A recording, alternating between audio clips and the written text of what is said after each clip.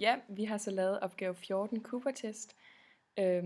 Og en Cooper-test, det har så noget at gøre med kondital og længden, en mand kan løbe en meter.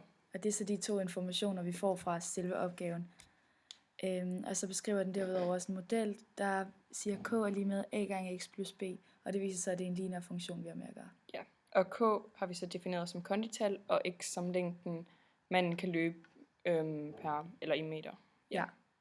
Og opgave A går så ud på, at vi skal bestemme A og B, og det gør vi ved at bruge lineær regression, fordi vi har mere end 2 datapunkter. Ja, så dem plotter vi bare ind hernede ved at skrive L underscore x, det er så liste x, det er alle vores x-værdier, vi skriver ind i den her dataliste. Ja. Yes. Og L underscore k, kolon lige med det samme. Men det er vigtigt, at vi lige skriver kolon lige med, så at TI kan huske de her værdier. Ja, senere. Ja. Så går vi jo så egentlig bare ned for at bestemme A og B. Og det gør vi ved at lave lineær regression, hvor vi skriver linreg bx, L underscore x, L underscore k. Som jo så er de 2 lister, vi har udsat. Ja.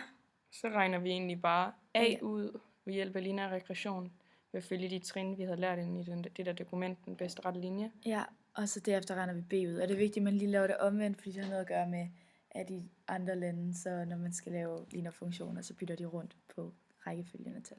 Ja, det er derfor, vi har skrevet stat B og stat A ud for A og B. Og så har vi så fundet ud af, ved hjælp af lineær regression, at A i den her lineære funktion er 0,02, og B er minus 10,3. Ja.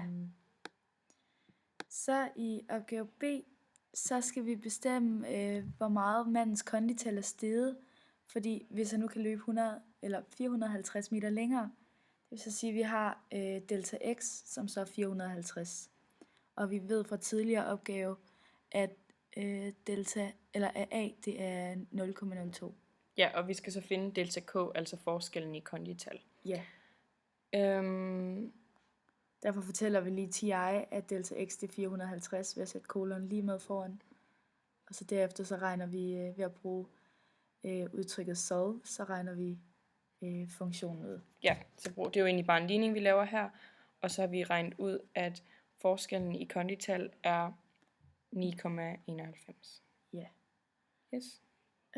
Så skal vi indsætte en graf for den funktion, vi er kommet frem til, den lineære regression. Og så for lige at tjekke, at vi har regnet rigtigt, så indsætter vi alle punkterne fra datasættet og ser, at de ligger på den rette linje. Ja, så vi kan se, at de ligger alle sammen på den her linje, hvilket så viser, at vi ved hjælp af lineær regression har bestemt funktionen for den bedste rette linje. Ja.